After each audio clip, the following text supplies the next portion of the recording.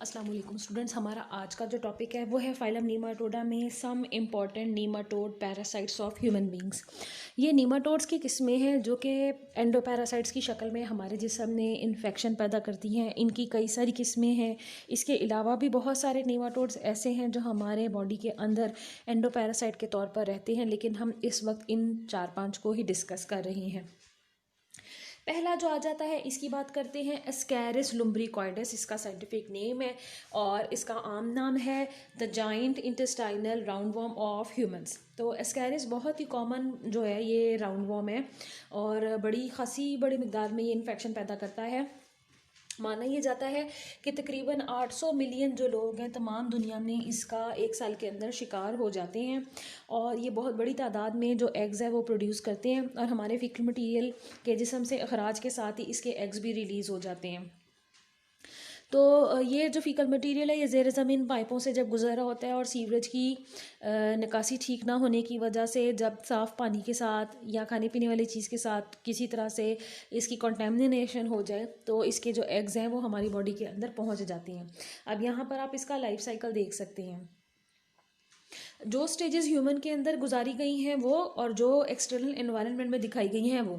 अब मैं बात शुरू करती हूँ एग्स इन फीसिस से। तो इसके जो फीसिस में एग्स रिलीज़ हुए हैं उसमें आप देखते हैं कि इसका जो फर्टिलाइज्ड एग है उसने डिवाइड करके 2 सेल्स बना दिए, इसको हम कहते हैं 2 सेल स्टेज। उसके बाद इसने मुसलसल डिवीजन की जिसे हम कहते हैं क्लीवेज और इसने छोटा सा एक infective worm like structure larva बना दिया जिसे हम कहती हैं कि एम्ब्रियोनेटेड एग के अंदर सेकेंड स्टेज लार्वा की शक्ल में ये पाया जाता है।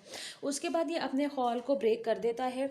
इस स्टेज पर ये इन्फेक्शन कॉज करता है। इन्फेक्शन से मुराद ये कि इस स्टेज पर इसे हमारे जिस्म में दाखिला मिल जाता है और फिर ये अपनी कवरिंग को छोड़कर तो छोटे से लार्वा की शक्ल में हमारी इंटेस्टाइन तक आ जाता है। इंटेस्टाइन में भी आपको पता है कि हमारी ब्लड सप्लाई बहुत ज़्यादा है, तो वहाँ से ब्लड सप्लाई के साथ सर्कुलेट करके ये हमारे लंग्स तक पहुँच जाता है। लंग्स के बाद ये फिर जो ट्रेकिया है जो कि हमारी सांस की नाली है वहाँ तक पहुँच जाता है और ट्रेकियास के साथ हलक में आपको पता है कि फेरिंग्स जो है वहाँ पर वो जगह है जहाँ से हमारी एलिमेंट्री कैनाल हमारा फूड पाइप जो है वो लिंक करता है। तो ये वहाँ पर दाखिल हो जाता है और ये इस तरह से हम इसको स्वेलो कर लेते हैं और हमारे ये जो स्टमक है और वहाँ से होता हुआ इंटेस्टाइन में दोबारा पहुँच जाता है। तो ये इस तरह से अपना लाइफ साइकिल जो है ये मुकम्मल करता है। अगली हम बात कर लेते हैं एंट्रोबियस वर्मिकुलरिस की। ये जो लाइफ साइकिल है इसका यहाँ पर आप देख सकते हैं बना हुआ है। तो एक्सटर्नल एनवायरनमेंट में इनके एग्स जो हैं वो रिलीज़ होते हैं और ये पानी में या किसी भी चीज़ की कंटेमिनेशन के थ्रू हमारे जिस्म के अंदर दाखिल हो जाती हैं। इन्फेक्टिव स्टेज वो होती है जिसमें इसके एग के अंदर छोटा सा जुवेनाइल वॉर्म लाइक इसका जो लार्वा है वो बन जाता है। उसके बाद ये इसको हम इंजेस्ट कर लेते हैं खाने की चीज़ के साथ, पीने की चीज़ के साथ और ये हमारे जिस्म में दाखिल हो जाता है। हमारे जिस्म में दाखिल होने के बाद इंटेस्टाइन तक पहुँच जाता है। एडल्ट जो फॉर्म है वो एक्वायर करता है। ज़ाहिरी बात है एग एक तो नहीं होता, 2-3 या इससे भी ज़्यादा की शक्ल में कंटेमिनेशन की वजह से हमारे जिस्म में दाखिल हुए होते हैं। तो वहाँ पर मेल और फीमेल ऑर्गेनिज्म इकट्ठे हो जाते हैं। आप देख सकते हैं कि इसका जो फीमेल ऑर्गेनिज्म है वो खासा साइज़ में बड़ा है और ये भरा हुआ है एम्ब्रियोनेटेड एग्स की मदद से और इस वजह से इसको हम कह रहे हैं कि ग्रेविड है। तो जब ये एम्ब्रियोनेटेड एग्स के साथ भरी होती है तो इसको हम ग्रेविड बोलते हैं और फिर ये हमारे एनस रीजन के पास ज़्यादा जाती है और वहाँ पर जो है इरिटेशंस कॉज करती है जिसकी वजह से स्क्रैचिंग भी की जाती है। जब स्क्रैच करते हैं तो बहुत सारे एग्स जो हैं वो हमारे नेल्स में फंस जाते हैं और हम अगर हाथ धोए बगैर ठीक से खाना खा लेते हैं तो फिर वो एग्स दोबारा हमारे जिस्म में दाखिल हो जाते हैं और इन्फेक्शन इस तरह से फैलता चला जाता है। एंट्रोबियस वर्मिकुलरिस का इन्फेक्शन छोटे बच्चों में ज़्यादा होता है जिनके नाखून आपने ठीक से काटे ना हो, जिनकी नेल्स आपने साफ़ ना किए हों, जो मट्टियों में भी खेलते हो, तो इनमें भी ये इन्फेक्शन फैलती है। उसके बाद बात कर लेते हैं निकेटर अमेरिकैनस की। इसकी जो डिटेल है वो आप देख सकते हैं यहाँ पर लिखी हुई है। ये अमेरिकन हुक वॉर्म कहलाता है। हुक लाइक स्ट्रक्चर होता है इसमें जिसकी मदद से ये अपने आप को स्मॉल इंटेस्टाइन के अंदर अनटेंगल कर लेता है, फंसा लेता है। अपने टीथ की मदद से हमारे ब्लड और टिश्यू फ्लूइड्स को ईट अप करने की कोशिश करता है। रोज़ाना की बुनियाद पे ये 10,000 के करीब जो एग्ज़ हैं उनको रिलीज़ करता है और ये एग्ज़ हमारे जिस्म से फीकल मटीरियल के थ्रू रिलीज़ तो हो जाते हैं लेकिन ये सॉइल में चले जाते हैं और फिर किसी कंटेमिनेशन के नतीजे में ये हमारे जिस्म में दोबारा दाखिल हो जाते हैं। ये एक छोटा सा लार्वा बनाता है जिसे रैबिडिटी फॉर्म कहते हैं और फिलेरी फॉर्म भी कहते हैं। यहाँ पर आप देख सकते हैं इसका जो लाइफ साइकिल है निकेटर अमेरिकनस का यहाँ एक्सप्लेन किया गया है। ये आप देख सकते हैं कि इसकी लाइफ साइकिल का वो हिस्सा जो इंसानों में है उसमें आप देख सकते हैं कि इसने फिलरी फॉर्म लार्वा की शक्ल में हमारी स्किन में कहीं से पेनिट्रेशन की और दाखिल हो गया। उसके बाद ये ब्लड सर्कुलेशन की तरफ चला जाता है। ब्लड सर्कुलेशन के थ्रू ये लंग्स की तरफ जाता है, क्योंकि जो सप्लाई लंग्स की तरफ आती है वो ऊपर की तरफ होती है। लंग्स के थ्रू जाता है ये ट्रकिया की तरफ, जो हमारी सांस की नली है। ट्रकिया से अगेन ये हलक की तरफ आता है, जहाँ पर फेरिंग्स मौजूद है, जहाँ पर सांस की नली और खुराक की नली आपस में लिंक करती हैं। आपको मालूम है कि हमारे बिल्कुल हलक के एंड पर दोनों जो हमारे विन पाइप और फूड पाइप है वो साथ साथ होती हैं। तो ट्रकिया से ये फेरिंग्स की तरफ आ जाता है। इस वक्त हम कहते हैं कि ये हमने स्वेलो कर लिया, इसको निगल लिया। निगल इसलिए है क्योंकि खुराक की नाली की तरफ इसने एंट्री ले लिया। अब ये स्टमक से होता हुआ इंटेस्टाइन की तरफ दोबारा आ जाएगा। वहाँ पर मौजूद अपने जैसे जानदार जो कि मेल और फीमेल हैं इकट्ठे हो जाएंगे, रिप्रोड्यूस करेंगे, एग्स को फर्टिलाइज करेंगे और बहुत बड़ी तादाद में एग्स फॉर्मेशन करेंगे। फिर ये एग्स जो हैं, ज़ाहिरी बात है ये हज़म तो होते नहीं है, हमारी बॉडी इनको फीकल मटेरियल के साथ लार्ज इंटेस्टाइन और रेक्टम की तरफ भेज देती है। और जब फीकल मटेरियल का इखराज हो जाता है तो ये एग्स जो हैं बाहर एनवायरनमेंट में आ जाते हैं, पानी के साथ इसका जो है वो मिलाप हो जाता है और वहाँ उस प्रेजेंस में ये एग्स जो हैं वो डेवलप होना शुरू हो जाते हैं और दोबारा रैबिडिटी फॉर्म लार्वा छोटा सा दोबारा बना देते हैं। अब बात करते हैं ट्रिकनेला की। ट्रिकनेला जो है ये पोर्क मीट यानी कि जो पिग है उसके मीट में खासा पाया जाता है। उसके मीट को खाने से इसका इन्फेक्शन जो है वो खासा बढ़ जाता है। इसे इसीलिए पोर्क वॉर्म भी कहते हैं, क्योंकि ये सिस्ट बनाकर पोर्क की बॉडी में रहता है। क्योंकि यूरोप में पोर्क के मीट को बहुत खाया जाता है, पिग के मीट को बहुत खाया जाता है और कच्चा पक्का सा खाया जाता है, इसलिए इसके सिस्ट जो हैं वो ज़िंदा रहते हैं और उसके अंदर ये भी हयात रहता है।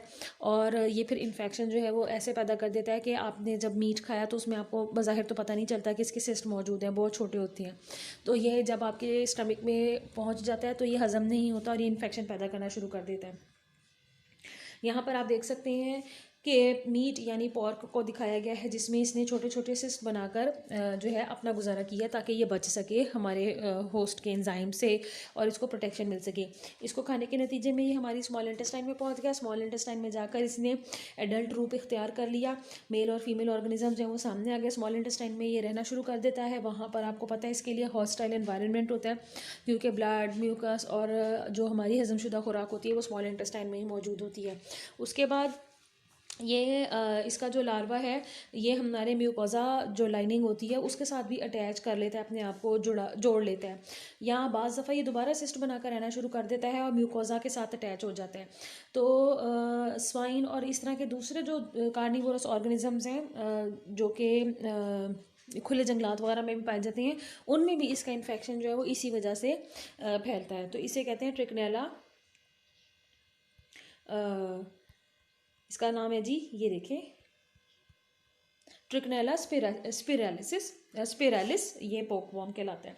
उसके बाद लास्ट बात करते हैं वुचीरेरिया स्पीशी की। ये फिलेरियल फॉर्म वॉर्म कहलाता है। ये एक बीमारी पैदा करता है जिसमें जो लिम्ब है वो डिफॉर्म हो जाते हैं, अपनी साख्त खो देते हैं और लिम्स का स्ट्रक्चर जो है वो इतना बड़ा और डैमेज ख़राब हो जाता है कि शक्ल जो है वो हाथी के लिम्स के जैसी लगती है। बिकॉज ऑफ दिस रीज़न इसे एलिफेंटेसिस, इस बीमारी को एलिफेंटेसिस बोलते हैं। तो जो वुचीरेरिया स्पीशी है ये हमारे तमाम दुनिया में तकरीबन 250 मिलियंस जो ह्यूमंस हैं उनके बारे में कहा जाता है कि उनके जिस्म में इसका इन्फेक्शन होता है हर साल। और ये ट्रॉपिकल कंट्रीज़ में पाया जाता है जहाँ पर गर्म और तूब आबो हवा है, बहुत ज़्यादा ठंडक नहीं है।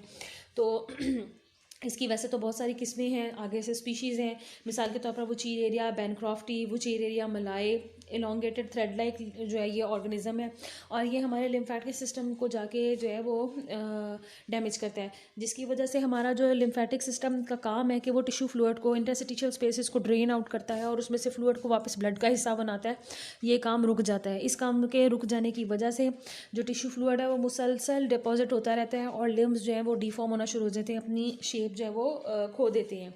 तो इसके नतीजे में बीमारी पैदा होती है जिसे एलिफेंटेसिस कहते हैं। इसका जो लार्वा है उसका नाम है माइक्रोफिलरी बहुत छोटा सा लार्वा होता है, एडल्ट ऑर्गेनिजम्स के कॉपुलेट और एग्स के फर्टिलाइज होने के नतीजे में बनता है और ये ब्लड स्ट्रीम में दौड़ता फिरता है। फिर पेरिफेरल सर्कुलेशन, हमारे जिस्म के वो हिस्से जो बाहर की तरफ होते हैं उसे पेरिफ्री बोलते हैं। तो पेरिफेरल सर्कुलेशन यानी बाहर की तरफ जो हमारे जिस्म में खून दौड़ता है, गर्दिश करता है रात के वक्त, वहाँ चला जाता है।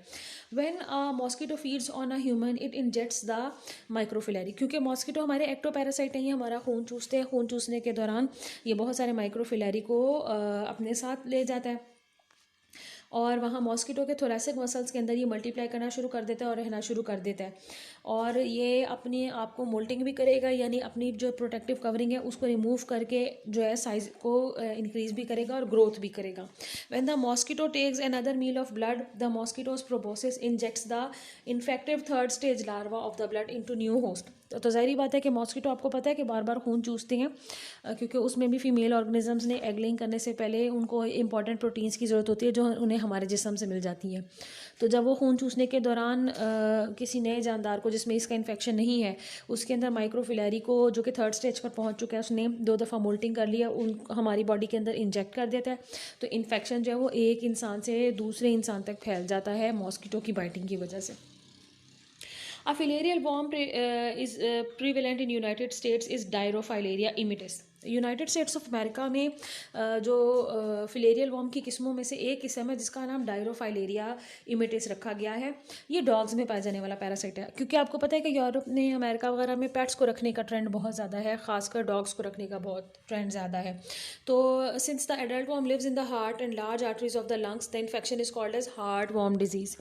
तो डॉग्स के अंदर ये जो प्रॉब्लम क्रिएट करता है एडल्ट वॉर्म, ये हार्ट और लार्ज इंटेस्टाइन के साथ साथ लंग्स को भी बहुत हद तक डैमेज कर देता है और इस इन्फेक्शन को हार्ट वॉर्म डिजीज़ कहते हैं। सो अगर एक दफ़ा फिलेरियल वॉर्म का जो इन्फेक्शन है वो इस्टेब्लिश हो गया है और वक्त पर उसको डायग्नोज नहीं किया जा सका और वक्त पर उसको आपको इलाज के थ्रू उसको आपके जिस्म से निकाला नहीं जा सका, नहीं ख़त्म किया जा सका, तो ऐसी सूरत में ये जानलेवा भी साबित हो सकता है या ये एक परमानेंट जो है वो डैमेज भी कॉज कर सकता है। यहाँ आपका जो लेक्चर है ख़त्म हो जाता है और उसके बाद हम अगला चैप्टर जो है वो स्टार्ट करेंगे इंशाल्लाह ताला कल।